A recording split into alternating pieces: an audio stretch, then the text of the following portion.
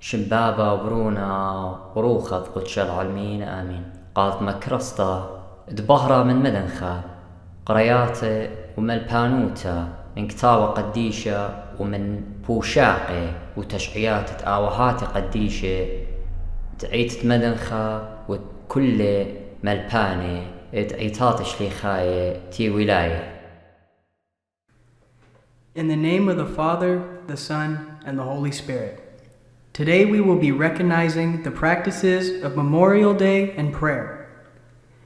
Looking at the following story, found in the 2nd Maccabees, chapter 12, verses 39 through 45. You will come to realize that our current memorial traditions are identical to those who were practiced roughly 2 centuries before our Lord and Savior Christ Jesus. Expiation for the dead. Judas rallied his army and went to the city of Adullam. As the 7th day was approaching, they purified themselves according to the custom and kept the Sabbath there. On the following day, since the task had now become urgent, Judas and his companions went to gather up the bodies of the fallen and bury them with their kindred in their ancestral tombs. But unto the tunic of each of the dead they found amulets sacred to the idols of Jamnia, which the laws forbid the Jews to wear. So it was clear to all of them that these men had been fallen.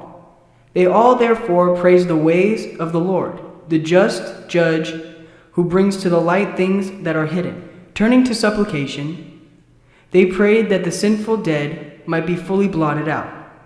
The noble Judas exhorted the people to keep themselves free from sin, for they had seen with their own eyes what had happened because of the sin to those who had fallen. He then took up a collection amongst him and his soldiers, amounting to 2,000 pieces of silver, which he sent to Jerusalem to provide an expiatory sacrifice. In doing this, he acted in a very excellent and noble way, inasmuch as he had the resurrection in mind. For if he was not expecting the fallen to rise again, it would have been useless and foolish to pray for the dead. But he had this in mind, and with a view of a splendid reward that awaits those who had gone to rest in godliness. It was a holy and pious thought. Thus he made atonement for the dead that they might be absolved from their sin. Now in this passage, we see appreciation for the human body and special care given to prepare it for burial. We see prayer and supplication offered for the dead, and especially for the forgiveness of their sins. We see opportunity taken to teach the living survivors about sin and death. We see memorial donations being offered to atone for the sin of the departed, and the money being used to benefit the temple and its ministries. Most importantly, what is the primary motivation for all of these good practices? The belief in the resurrection of the dead. Early Christians expressed their concern for the repose of the souls of their beloveds by work of charity and love and by personal and communal prayers. The apostolic constitutions recommended that the part of the possessions of the dead person be distributed to the poor in his memory. The church fathers, St. John Chrysostom, Jerome, Tertullian, and others also recommended almsgiving in memory of the dead, although they believed that this and other good works for the repose of the soul of the dead also benefited the doers. Another kind of memorial was the gathering on the graves and the dead in the church, and the serving of meals known as Tochrana id Anida, that are still held by many of the churches during these burial events. Relatives and close ones for the dead, do for them what is needful for them that is within their power. Use their money not for outward adornment of the coffin or the grave, but in order to help those in need, in memory of your close ones who have died.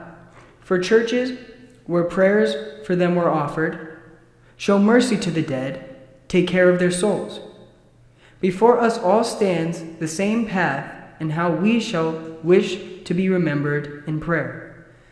Let us therefore be ourselves merciful to the dead, the soul after death. Praying on Memorial Day is a practice adapted to our American custom. However, according to the Apostolic Constitutions, memorial services may be held on the 3rd, the 9th, or the 40th day or 1-year anniversary after death. The 3rd day to remember our formation by the Holy Trinity, Christ resurrecting on the 3rd day, and purification of 3-part soul. On the 9th day to remember becoming like the 9 orders of the bodiless powers, including angels, archangels, thrones, dominions, principalities, authorities, powers, cherubim, and seraphim. And to remember the living and the dead, purification of 5 senses of body. On the 40 days to remember how long the Lord remained on earth after resurrection, before ascending into the right hand of God the Father. Why pray? Therefore confess your sins to another, and pray for one another, so that you may be healed. The prayer of the righteous is powerful and effective. James 5:16. When we pray for the dead, we act on our own belief in God, promise of resurrection and eternal life for them and of us. Prayer of the righteous can obtain forgiveness for a sinner, even if he or she is already dead. We pray because we believe that God listens to our prayer and will act upon it. Otherwise, there is no purpose for doing this. While not stated explicitly in the writings of the Church, the memorial prayers also serve a very therapeutic function for the surviving loved ones of the deceased. According to many psychologists, one of the key aspects of healing and grief work is for the bereaved to be moved from a relationship of presence to a relationship of memory. However, the tradition of the Orthodox faith takes us much farther into the healing of persons and relationships. Unlike many other religions and denominations, our church demonstrates that a living and active relationship continues between loved ones even after they die, starting with Christ himself and continuing throughout the last 20 centuries. We see countless examples of departed saints and loved ones appearing, in some form or another, to their loved ones. Most often, these appearances are made for purposes of reassurance, encouragement, peace, and the building up of faith in God. Even if we are not graced with these appearances, our prayer to God, to the saints of the departed and loved ones, serves as a direct communication to share our feeling and hope with them. No doubt or relationship with a loved one changes after he or she dies. However, the relationship does not end. May their memorial be eternal.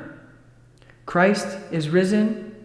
Glory be to the Father, the Son, and the Holy Spirit, from everlasting to everlasting. Amen.